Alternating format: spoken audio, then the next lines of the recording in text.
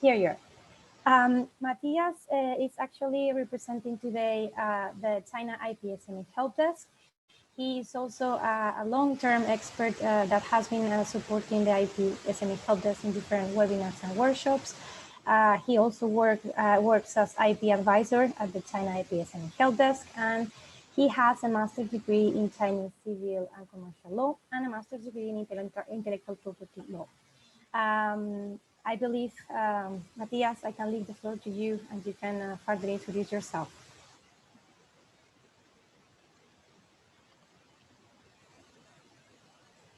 Hello, good afternoon, everyone. This is Jennifer from China IP SME Helpdesk. Please allow me give you a brief introduction about our organization first.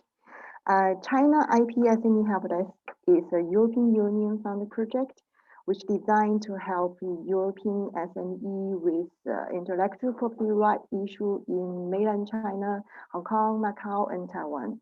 Our project will offer a variety of services that enable EU SME to make informed decision about their IP rights. And all these services are free of charge. We support SME via inquiry helpline or events, and also offering some business tools and solutions on the website. The inquiry helpline is for EU SME to send us any IP related question. And normally you will receive reply with 3 working days. So just send us questions to this mailbox. Our help desk collaborate with business associations, cluster organizations, embassies, and the Chamber of Commerce, joint organize some events like training, seminars, and live webinars all over China and Europe. The event covers various topic ranging from can be from very basic IP training or some specific topics just like today. So just feel free to contact us about organizing events and seminars. All this is schedules. If you are interested, please check our website. On the website, besides the calendar, actually you will find various resources on IP issue, like some infographic, case studies, podcast, etc. It also contains a comprehensive library of IP guidelines, which cover all major IP topics, consist of trademark, copyright, patent, and GI. Here is some example, as we also offer some industry-specific guides like IP Industry 4.0 or IPR protection for AI technology, or some details like how to remove the counterfeit products from e-commerce platform. That's all about us. If you are interested or have any inquiries, please just feel free to send to the inquiry helpline. And next, our IPR business advisor, Matthias, will give you a presentation about IPR protection in e-commerce. Matthias, the floor is yours. Thank you, Jennifer. Welcome, everyone. Thanks for your attention. Let me go to the presentation about what we're going to talk about today. My presentation is going to be about how to protect intellectual property rights in China, with a brief introduction about what intellectual property rights are, and then we will analyze one by one which one are the most relevant and what are the tips or advices in order to protect them when you are planning to use e-commerce as a way to commercialize your products. We also finally will discuss about how to enforce the intellectual property rights. Especially, we will pay attention to the notice and takedown system that is the most effective and most or the easiest way of taking down counterfeited sales that is happening in an e-commerce platform. But let's begin from the very beginning. What intellectual property rights are? What are we talking about when we talk about IP? There are several intellectual property rights. The most common ones or the most famous that you may heard about are invention patents, trademarks, copyright. However, we have to know what each one of them protects.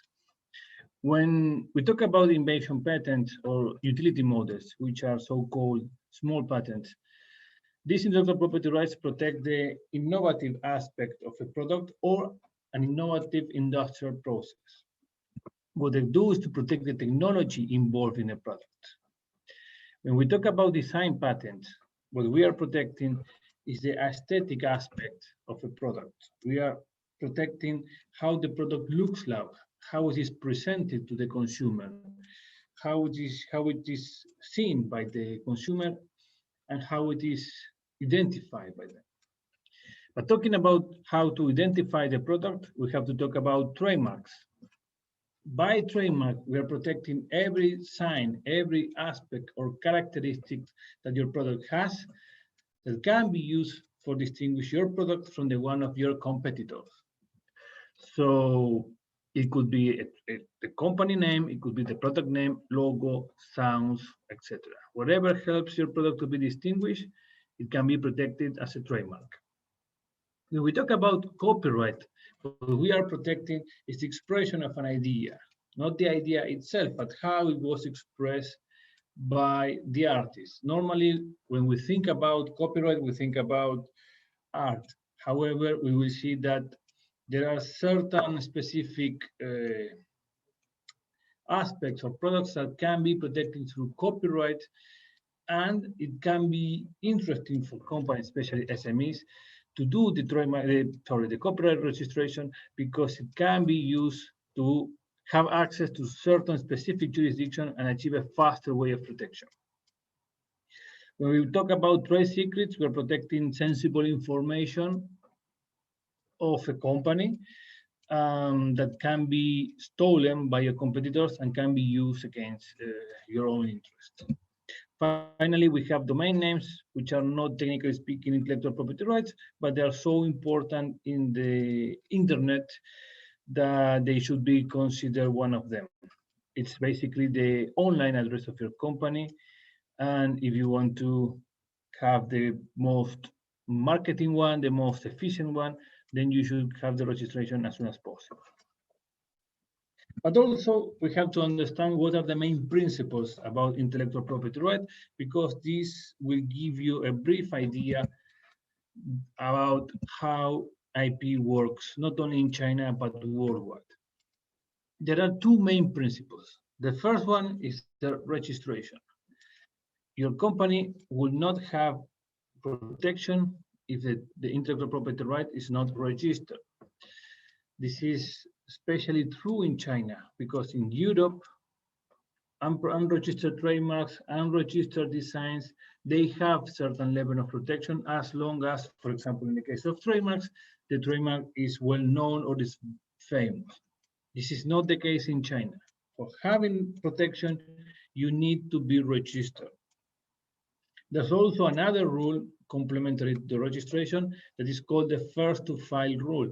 This means that the company that is the first one in time to start in the registration, we have a priority over any other posterior registration. So if you want to be protected, you have to be registered. If you want to be capable of register, you have to register first. What happens with bad faith registration? It is possible to take them down. Yes, it is possible. Article 44 for the Chinese trademark law determines that bad faith registrations can be taken down. However, and this is very true for small companies, in order to take down a bad faith registration, you have to start a lawsuit, and the lawsuit is expensive. In many cases, it's not going to be commercially viable to do this type of litigation. So it is advisable to be the first company doing the registration.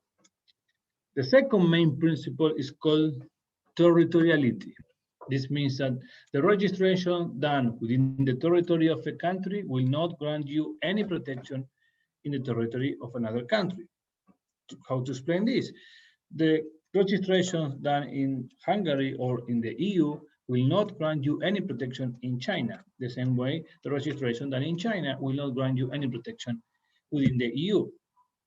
Also, we have to understand that for IP protection in China, we have 4 different jurisdictions. We have mainland China, we have Hong Kong, Taiwan, and Macau. Each jurisdiction has its own authorities and work independently. This means that if a company wants to have full protection in China, then 4 different registrations should be done. Not all companies do registration within the 4th jurisdiction, but you may know, or you should know, what are the limits of the registration that you will do in the future. So combining the registration principle and the territorial principle, then we will have to reach one conclusion. You don't enter the Chinese market without doing a registration first, full stop. If you don't have the registration, you will not have protection. And no matter how famous you are in Europe, no matter how famous or how many times you register your trademark in Europe or in any other territory, if you are not protected here, you won't win a case. But why should I register my IP? What can I do with it? What can I do with my IP? It's very simple. The person who owns an intellectual property right basically has a monopoly over the usage of that product, trademark, copyright, etc. It means that only your company will be able to do or to authorize third parties to perform certain acts. And those acts are sales, manufacture, export, import. So if you want to import or export to China, then you will have to own the intellectual property rights in China. But which one are relevant for e-commerce? And in each one of them, what should I register? What should I protect?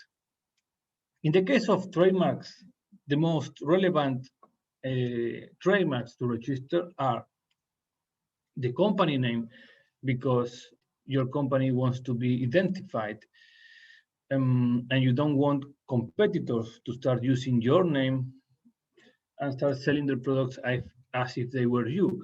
It's sort of some of identity theft, talking about companies in this case, that can be avoided only if you start registering your trademark. Remember that the company can register a company using others' company name, but as long as you keep the trademark, then you will have the protection. Then you should protect your product's name, because it's at the end of the day what you are selling. So you want to protect, as I said, first the company, but also the name of your products. It could be also the logo of your company. If you have a sort of a pet that you use, then that can also be protected as a trademark.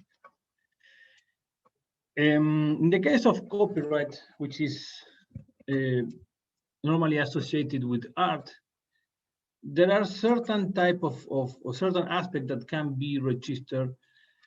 That, for example, your logo. Here we are starting seeing that the same aspect can be protected with several types of intellectual property rights. But also don't forget that pictures, photography, text, draws, those are also types of copyrights. And they will receive protection as long as you finish. Registration is advisable, but not necessary. We will talk about this later. But this type of copyrights will exist during the e-commerce, because you will have to show pictures of your products, you will have to describe your products, maybe you should update the manual about how to use your product. All these aspects have copyrights. Those copyrights belong to your company. So a method of taking down an infringement or a counterfeited sale can be done not through the trademark, but maybe through all these technical aspects.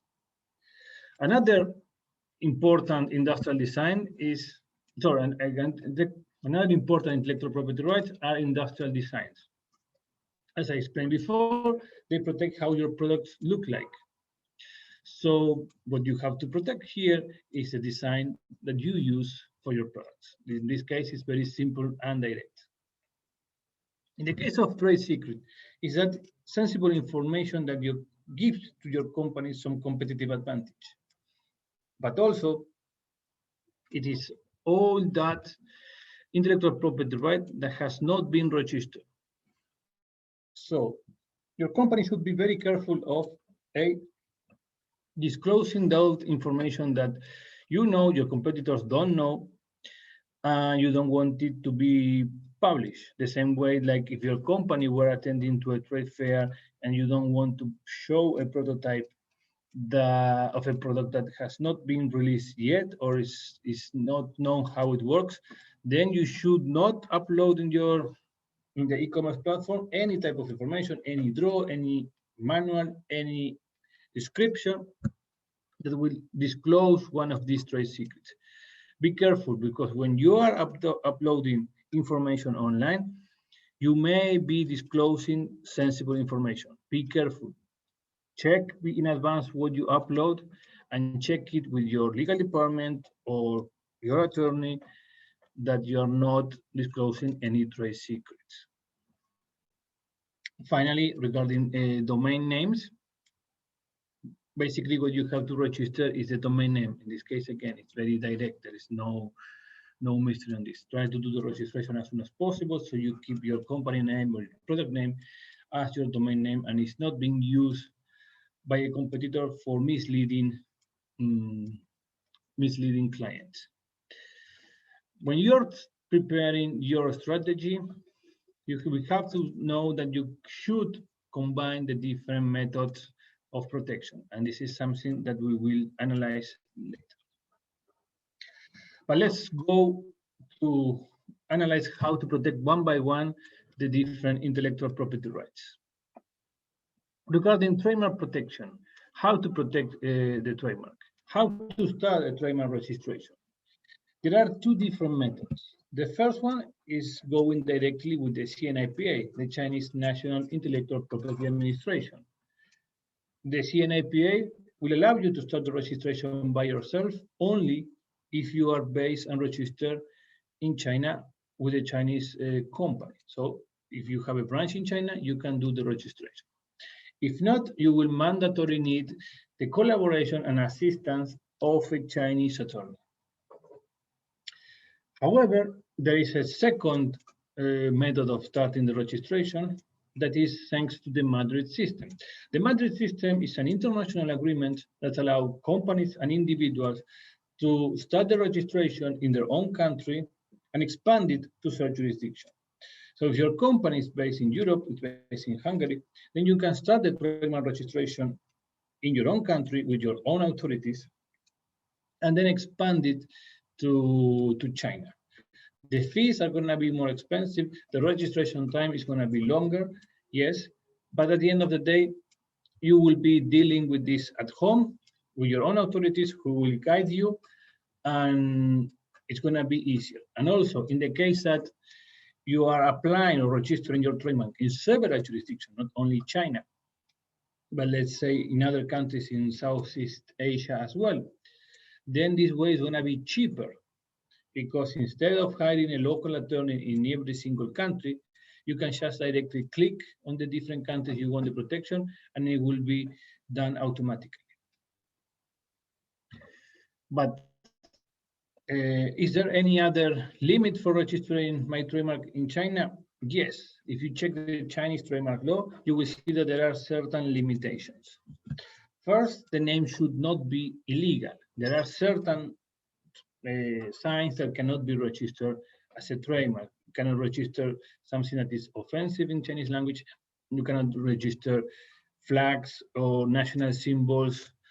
You cannot register trademarks that I consider immoral. But this is not a common scenario. Also, you have to take into consideration that you cannot register as a trademark any aspect of your product that is functional.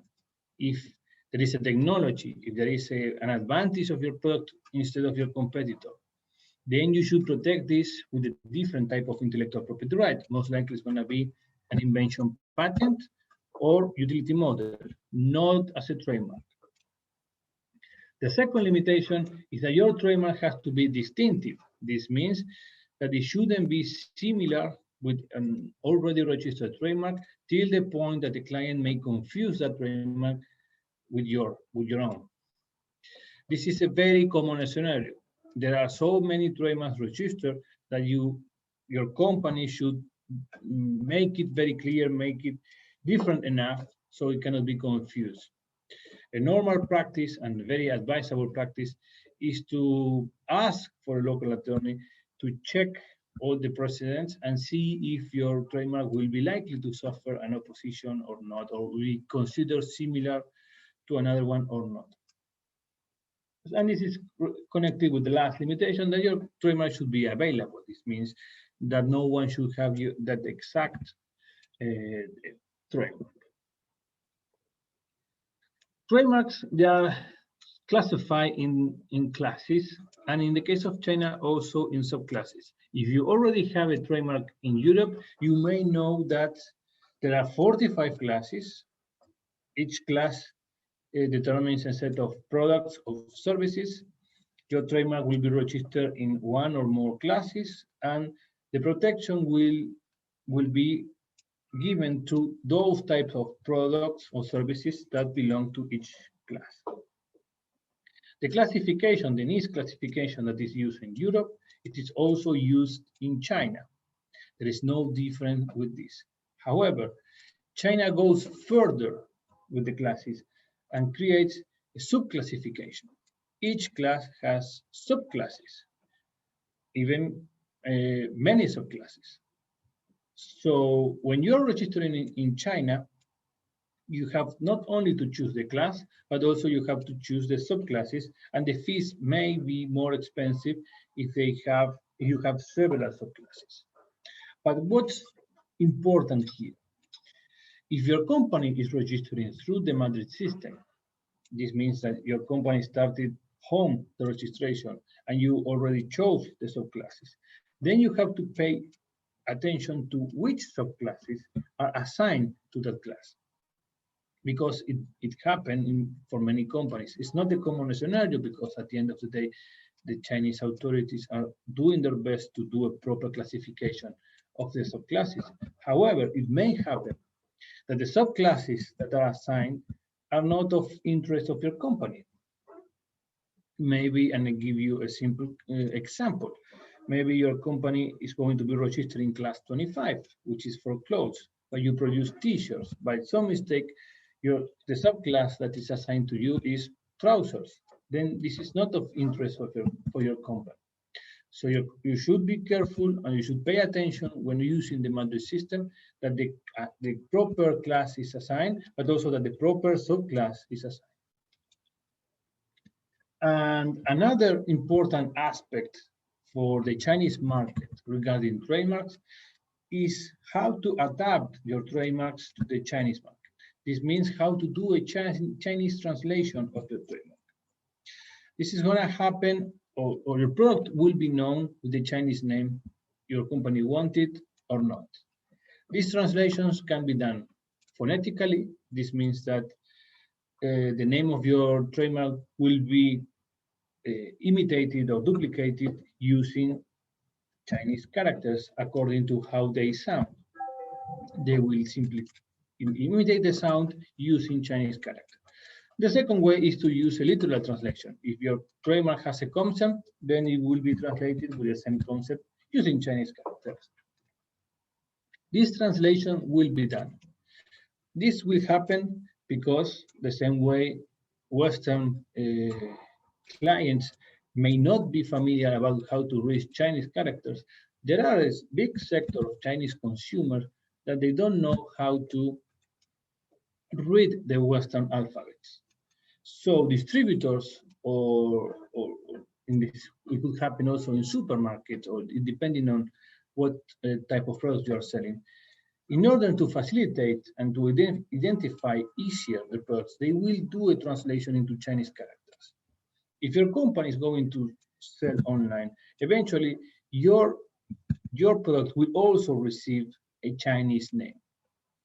And you want to control this Chinese name for two reasons. The first one is because if you do so, you will be able to control what type of characters are going to be used in that Chinese name. You have to know that each character do not only replicates a sound, it also has a deeper meaning. So you want to be sure that your trademark is communicating positive values. You don't want your trademark using characters that can be associated with different or with negative aspects. From the marketing point of view, that is not smart. But also, you want to be the first one registering your trademark. So in order to be the first one, you need to know which is going to be the Chinese name. And your Chinese name and your, let's say, Western name are going to be different. They're not going to be, when doing the registration, considered as confusing, because they are, even though they're going to sound similar, they are going to look similar. So you want to be sure that your company will control also not only the Western name, but also the Chinese name. And as I mentioned before, in the case of trademark, it's also important to combine it with copyright. Why? Because when you're uploading a product to be sold online in any e-commerce platform, you will be requested to provide an intellectual property rights certificate. The intellectual property rights certificate can be a trademark, but many e-commerce platforms, they also accept copyright. So some bad faith sellers, what they are doing is to obtain a copyright certificate with the Copyright Office in order to present to the e-commerce platform that they have certain intellectual property rights, and because they will get it, because at the end of the day, the copyright certificate can be obtained without any background check. You only have to submit it, and you will be sooner or later obtain it. Then every single bad faith seller will obtain that certificate, will upload it, and will be able to sell online. The way you will be capable of taking down that certificate with the e-commerce platform is showing a copyright certificate.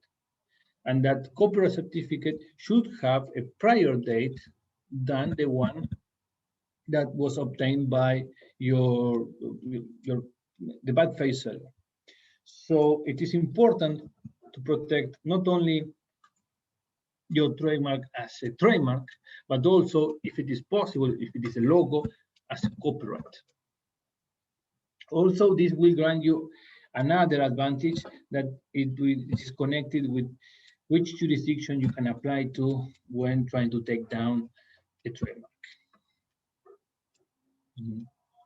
Sorry. Copyright. Talking about copyrights and copyright registration. Technically speaking, copyright do not need any type of registration. China is part of the Berne Convention, and the Berne Convention says that copyright appears as soon as the final work is done. As soon as you have the final version, then you already have copyright over that piece of art or over that final work.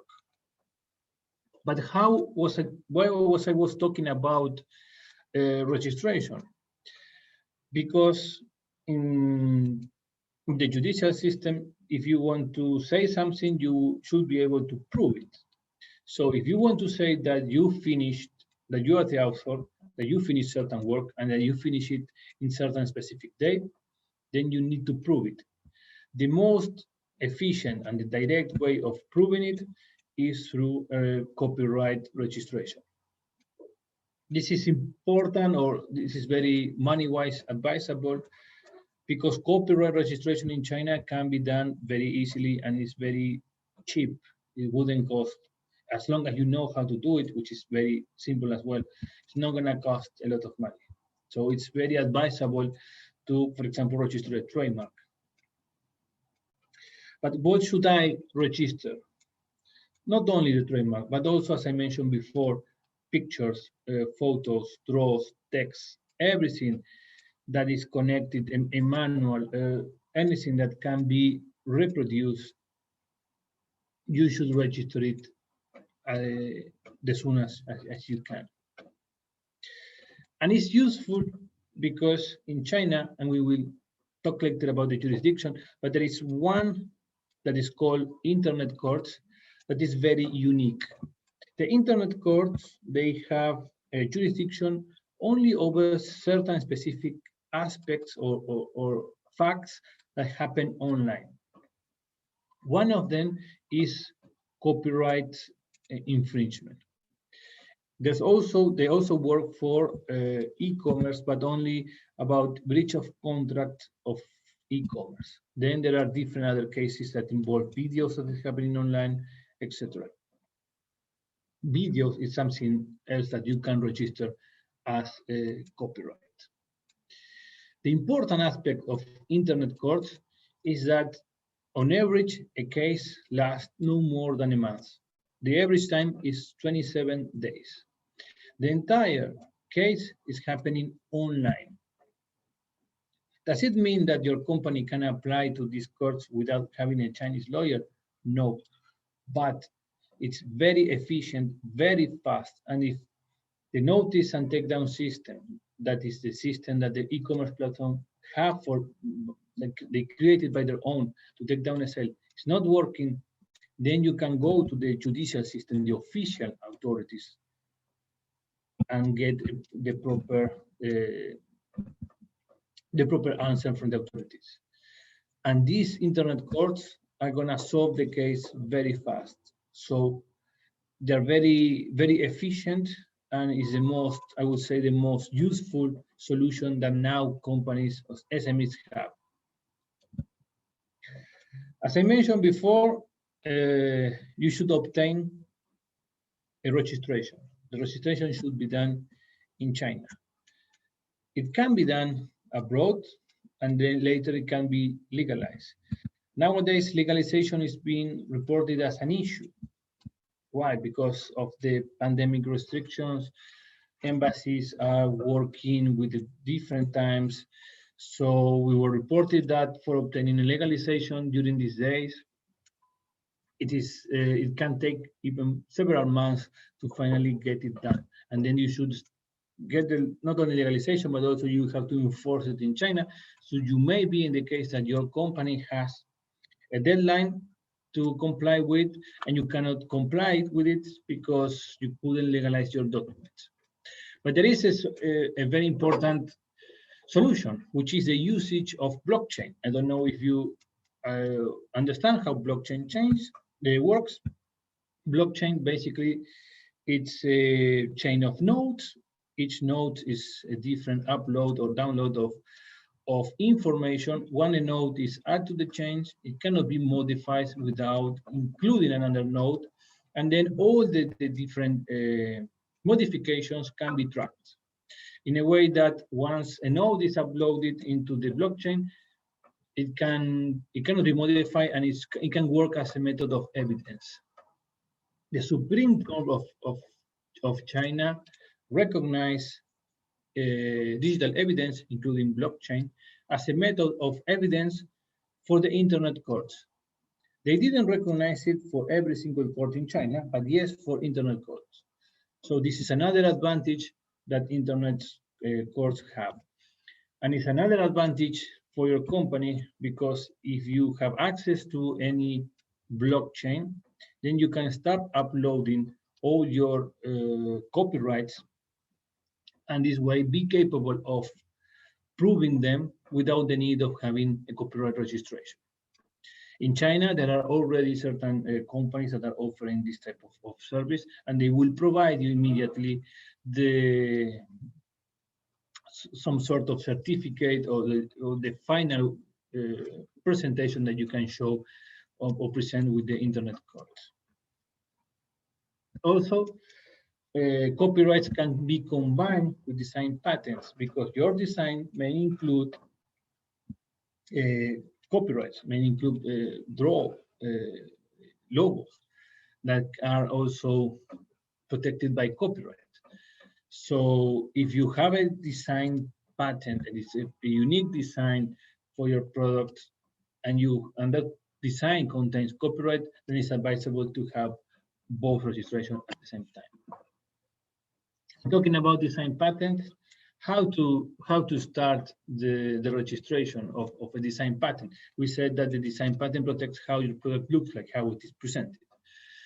In this case, there's only one way to start the protection, and it's with the CNIPA.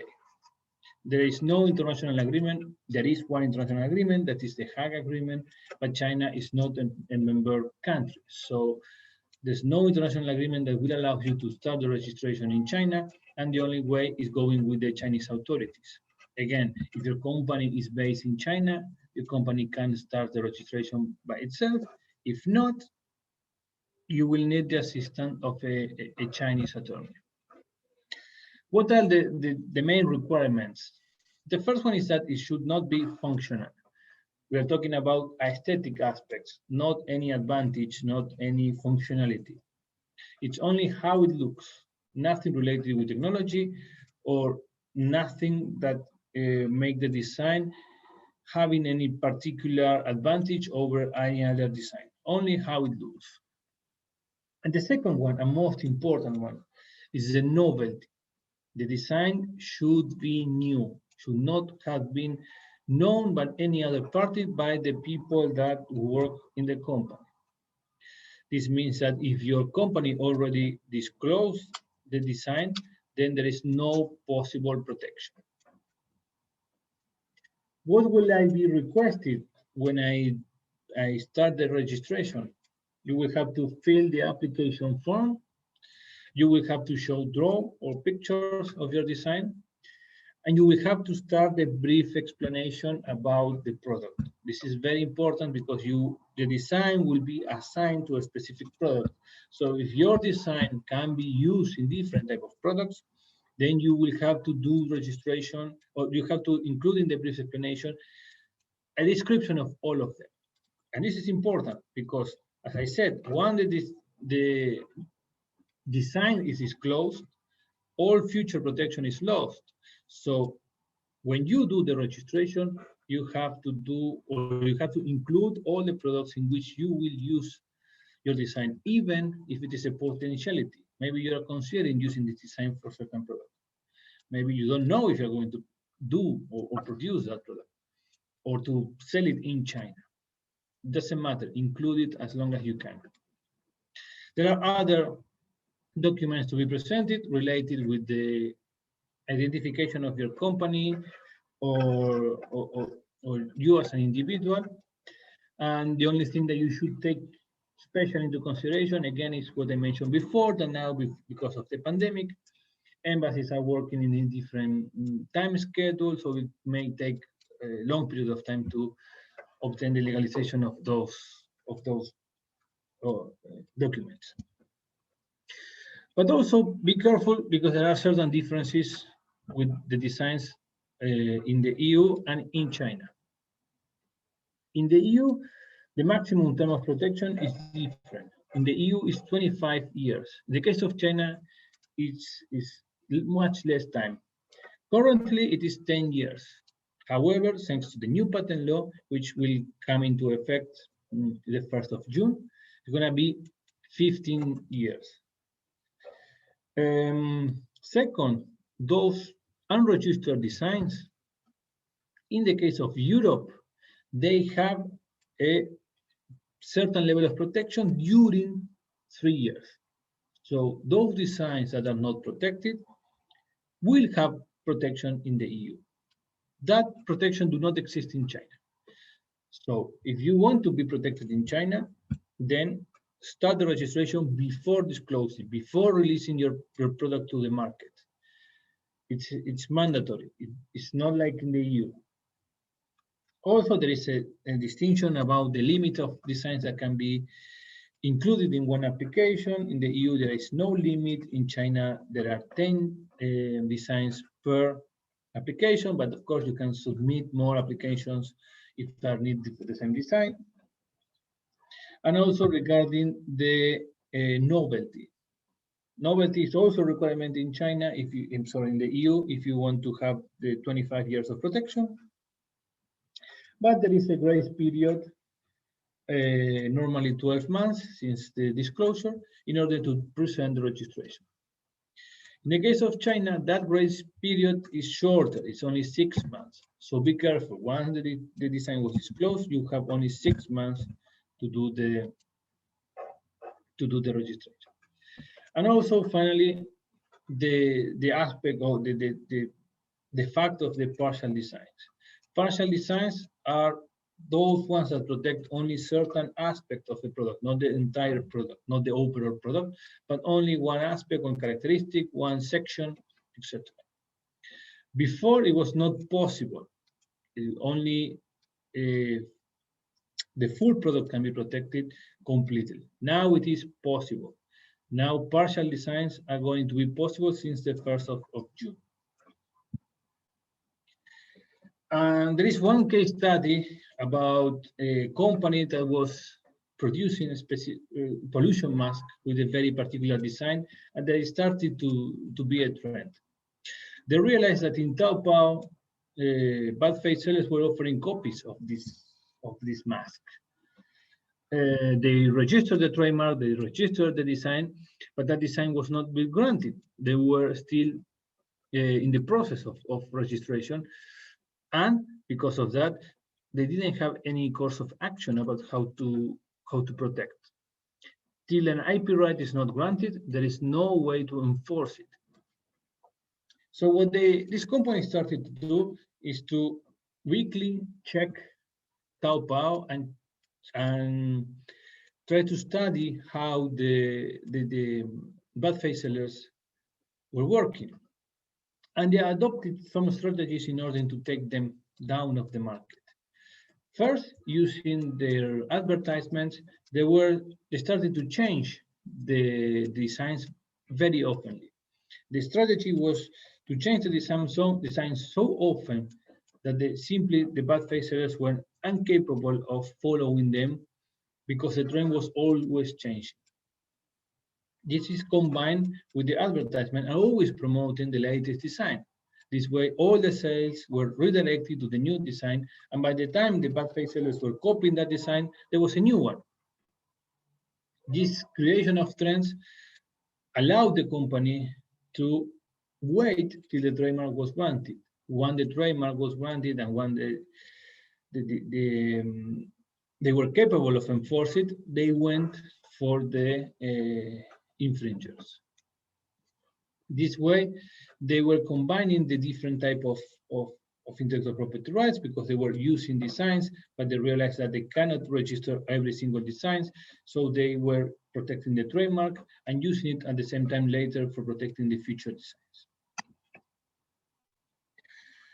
Finally, the trade secrets.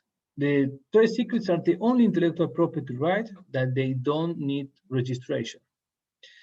As I mentioned before, is that secret information that has value for your company, and it's going to be protected as long as it remains as a secret, and for that it should be protected with different protective measures. There are 3 different types of ways to protect your trade secrets. The first one is the physical protection. This means that your products should be protected, for example, with the seal saying that it's confidential. The second one is the technical protection, those informatic methods of protection that will allow your company not to disclose information, for example, the usage of encrypted information. And then we have legal protection. That is the so-called NDAs or NNS. NDAs means non-disclosure agreements. NNS are no-disclosure, no-circumvention, no-use agreements, which are a more extensive version of the NDAs. In the case of e-commerce, when we are talking about trade secret protection, how we can protect it? It can be done by double-checking what your employees are doing, what are they uploading online, and avoiding certain type of acts. For example, to provide information that can be considered as sensible. To not uploading pictures that will reveal how your trademark it is till it is protected. To not upload the product or a picture of a product that could disclose how your product works till you have the utility model or the patent. Remember, as soon as you place a product in a market, most likely that product will be object of reverse engineering. So if you are selling here in China and you still didn't register the patent, you didn't file the patent, if you start selling, someone will start analyzing that product and will copy the technology that is inside. If you're uploading manuals of products that you're selling online, then those manuals will may likely be disclosing information that is sensible. So check them, check everything related with them so you're not disclosing sensible information. But how to enforce trade secrets? Because if they're not registered, how can we protect them? In this case, we only have the possibility of unfair competition. This law will grant you a compensation, but will not allow you to obtain intellectual property right protection in the future. This means that if you lose a patent because a disclosure of a trade secret, then you won't be able to protect it. If your information was stolen, then you will be able to be compensated, but your patent is lost. You won't be able to obtain it. And in the case of patents and in the case of technology, this is so important because the novelty is global. So as soon as you disclose information anywhere in the world, you will lose future protection in any other country that you didn't register yet. But let's talk about the e-commerce platform and the liability for them. How to analyze, how to start thinking e-commerce platform. In order to control and to protect your IP, the first thing is to do the surveillance, to do regular checks, to get familiar with them, to start studying the sellers of your own market sector. If you are not familiar or if there is a language barrier, many of the e-commerce platforms will allow you to start doing search by using pictures, by simply taking a picture or by any draw that you can upload, and start using this as a method of overcoming the problematic of the language barrier, and do regular checks. Do the check in several of the e-commerce platforms that you may find here in China. Regarding who is liable, it is very clear that if a bad faith seller is selling, that bad faith seller is going to be liable. But the e-commerce law of 2019 said that the e-commerce platform will be jointly liable under certain conditions. These conditions means that the e-commerce platform should establish a notice and takedown system. We will see it later. And they should take measures to avoid that these counterfeiting sales are happening. If they knew that it's happening, or they should have known that it was happening. If they don't take measures to stop that sales, they will be fined, joint liable together with the bad faith seller. That's why all the e-commerce platforms started developing their own IP rights protection rules, and they improve significantly the notice and takedown system. The intellectual property rights protection rules that the e-commerce platform are developing is something that your company should start studying and should start getting familiar with. Because first, it's not a huge challenge, at least with the main ones, because there is an English version of them, but also because we'll allow you to know what are the requirements to enforce the intellectual property rights very efficiently. Many of them, if you want to use the notice and takedown system, first you have to create the user. The user creation has a period of time in which they check the information that it could go up to 2 weeks. Then you have to upload the intellectual property rights certificates. We also have to be approved. So all these steps can be done in advance, and will allow your company to immediately as soon as the infringement was detected, to start enforcing without any delay. But also, it's important because the e-commerce platforms policies, they have certain programs that they will be started only if you have created this user and if you have registered the trademarks with them. We had several meetings with JD, Taobao, Tmall, Alibaba, and they're always saying the same. Our main problem is that we don't know the EU trademarks. We don't know them all. We only know the ones that are registered with us, but we cannot start checking every single trademark in the world to see if there is an infringement or not. So we need the companies to do the registration with us. We need them providing us the information, and then we can start proactively doing the check. Of course, this proactive check of information is never going to be enough, and you still have to do the regular checking. But at least it's something that will improve, and we will be fasten the method or the times that you will need to enforce your rights. Also, there are other programs, for example, the test purchase programs that many of the companies e-commerce platforms have, which is very useful for obtaining evidence.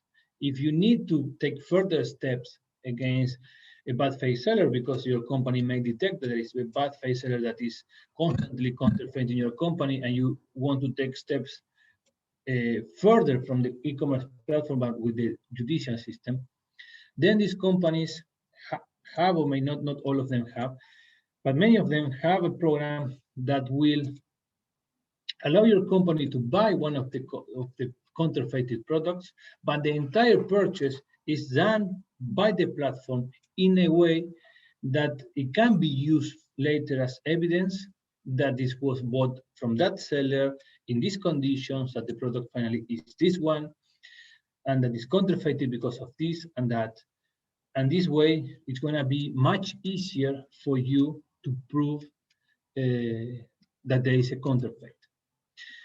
And in some of these companies, this service is for free. Your company will only have to pay the product, but all this legalization service is offered for free. And you will know this only if you are registered in the platform and you start providing this type of information to the e-commerce platform. But what happens if I detect an infringement? What can I do? The first thing, or the most advisable thing, is to look for a Chinese lawyer so you know exactly what you can do, what are the steps, and how much they are going to cost. The second step is to collect as much evidence as you can. Collect it with the test purchase programs that I mentioned before.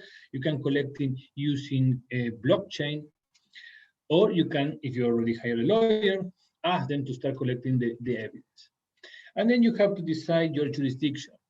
And what are these potential jurisdictions? First, the notice and take down in the e-commerce platform, the regular commercial courts, internet courts, or criminal courts. But what should I analyze when choosing the jurisdiction? The first one is, what do I want to achieve? If I only want to take down the bad faith seller, the bad faith sales, then the notice and take down will be enough, because that bad faith seller won't be able to keep offering my product in that particular e-commerce platform. If I'm only looking for that, then going with the notice and take down is going to be enough. I'm not going to receive any compensation, but I will make the problem disappear. If I want to be compensated, then I should go with the regular commercial courts, or with the ones that I mentioned before, the internet courts. How much money do I want to spend, or I'm willing to spend? One thing is too much, but how much money I'm willing to spend? Well, e-commerce platform, they're for free. If you want to go to any type of court, you will have to pay a lawyer. So If you don't want, or money-wise, the notice and takedown is cheaper, but cost efficient, while the other ones will demand certain level of investment. How many infringers do I have? If I see that my product is being offered by thousands, then going to all of them with the regular courts or internet courts is going to be extremely expensive, till the point that most likely my product won't be commercially viable. So then again, we enter into the scope of the e-commerce notice and takedown, because that can be done by your company for free. How much do I know about the infringer? If you don't have any type of information, maybe it's better to first start using one of the e-commerce platform programs to obtain more information, to know who the company is, and then proceed with further steps. And also, how much evidence do I have? Again, the same logic. If I don't have many evidence, start using this type of programs to obtain evidence till you have the grounds and enough grounds to take further actions. If what happened, or because this is something that many EU companies reported to us, what happens when it's the law firm that contacted the company? Is it advisable to go with this type of companies? Our answer is always no. Try to get your own attorney, because many of these law firms may be offering this service for the sake of charging the fees, but may not have or may not prioritize your interests over their interest. So even if your company was alarmed by a law firm that some of the products may be counterfeited, please try to look for your own attorney, or at least make or get a second opinion from one of your own attorney, to see that the steps that are being proposed are the most convenient or most efficient for your own interest. Finally, the notice and takedown system, which is the procedure that the e-commerce platform provides to their users in order to take down counterfeited sales. As I mentioned before, the first thing that your company should do is to create their own profile. Register your intellectual property rights in advance, get your certificates, and here I'm talking about intellectual property rights registered in China.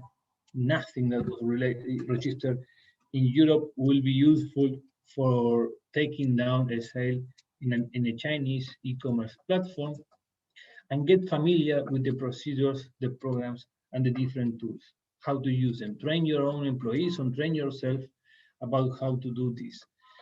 Most of the e-commerce platform, the notice and takedown procedure is exactly the same, or the steps are the same, and they're very straightforward. There is no much mystery on it, but you need to know how they work. You need to know what documents you will be requested, and try to be the most efficient as it is possible. What to do if I already spot a bad faith sales? First, don't forget to collect evidence. Study your opponent, get as much information as you can. Make sure that you have all the evidence, so when you take further steps, you can win your case, because it may happen that you start the dispute, but you don't have the evidence, and then this bad faith sales disappears, and you have no way to prove what you are talking about. Only when you have all the evidence and all the information, then there start the dispute. And how is normally a notice and takedown procedure? The most common, because this is how it is stated in the e-commerce law, procedure is going to be very straightforward. You will notify the e-commerce platform that there is an infringement. The e-commerce platform will take measures to stop the sale. At the same time, the e-commerce platform will notify the infringer that their sale was taken down because of the infringement of this or that trademark or copyright, etc., whatever. There is a period of time that the e-commerce platform do not establish, but it shouldn't be more than 15 days for the infringer to present its own defense, to present a statement saying, no, this is actually mine, the copyright, whatever defense, or I am a licensee, etc. That defense will be notified to you, and then you have 15 days to A, not going further with the notice and takedown, B, to complain with Chinese authorities, or C, to start a case in the judicial system. This means that as soon as you start the notice and takedown system, eventually you will face a situation in which it may be solved immediately because the bad faith seller recognize the infringement, or that you will have to take further steps.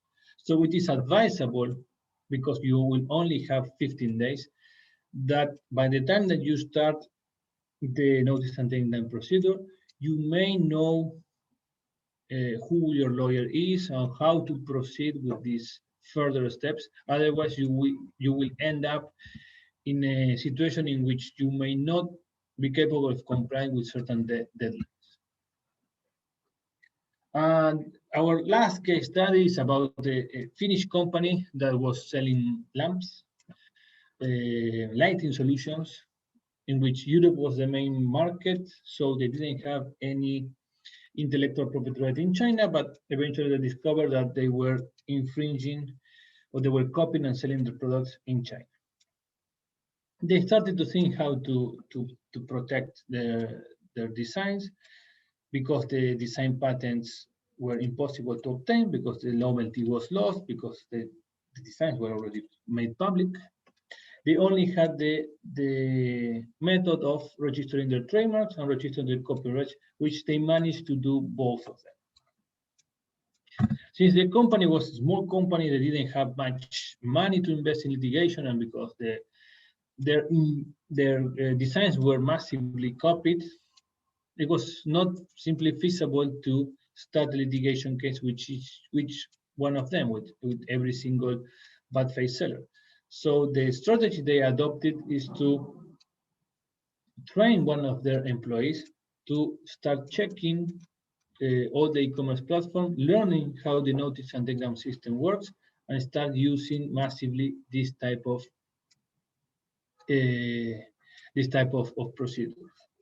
Eventually, the e-commerce platform was starting to recognize this bad faith seller, because the amount of complaints they were receiving were so massive or so big, and because this company started making connection with this e-commerce platform, starting contacting, that these bad faith sellers, the user was taken down, and they were unable to keep selling. They were, as soon as they were trying to upload a new sales, it was recognized by the e-commerce platform as suspicious, and they were taken down immediately, even without the need for the SME to take further actions. So the learning from this case is your company, it is possible for your company to establish these new habits, to start training your employees, to start implementing constant surveillance, and to insert this type of habits as part of your company normal method of being. Some takeaway messages: register your IP as soon as possible. Remember the first to file rule. Create profiles on the e-commerce platform as soon as you can as well, because this way you will be saving considerable amount of time. Carry constant surveillance of the e-commerce platform. Try to prepare all the documents in advance. If you spot any infringement, first collect evidence. First learn about your opponent, the other party. Learn about them, and then try to enforce your IP rights. Then be proactive on the IP info. If there is any doubt, don't hesitate in contacting the China IP SME Helpdesk. Here in the screen, you can see our email address. I will be more than happy to assist you with any inquiry or any of these situations. Our helpline, as Jennifer mentioned, is free, fast, and confidential, and we normally reply within 3 working days. So feel free to reach us, and let's proceed with the Q&A if there is any question. Thank you very much, Matthias. It was very insightful, and it's always good to know that we can count on the China IP SME Helpdesk to clarify any questions related to China IP. Unfortunately, we are out of time, so what we are going to do is I have registered all the questions. I will be sharing them with both Philip and you so that we can reply directly to the persons who have raised these questions. For the rest of you, if you still need to clarify any topic related to IP in China or related to e-commerce, we would like to encourage you to use both the help desk, the China IP help desk, and our feature as the expert on the website. And Christoph, I'm not sure if from your side you would like to add any other insight, but from my side, I will just to thank all the participants and remind them that once we close this session, very shortly, there is a satisfaction survey we would like to encourage to fill up, because apart from understanding your feeling and how you like this training session, it will help us to define and design upcoming trainings that could be of your interest. So please feel free to take some minutes and just help us to fill it up.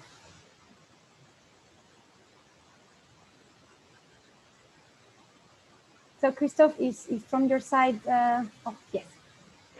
Thank you very much. I didn't receive personally any other questions. I think it was a lot what we heard, and although e-commerce is already part of some companies' life, we still have a lot to learn. Just to mention the lot of applications they have in China. Wow, a few of them even me myself didn't use yet. So I think we heard some great presentations. I would like to urge everybody to ask the questions from the EU SME Centre and the IP SME Helpdesk again. And also I would like again to thank you all for the presentations.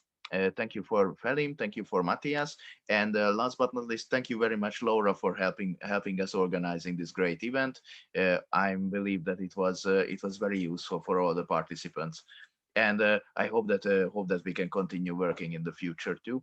We are planning the next event in November sometimes.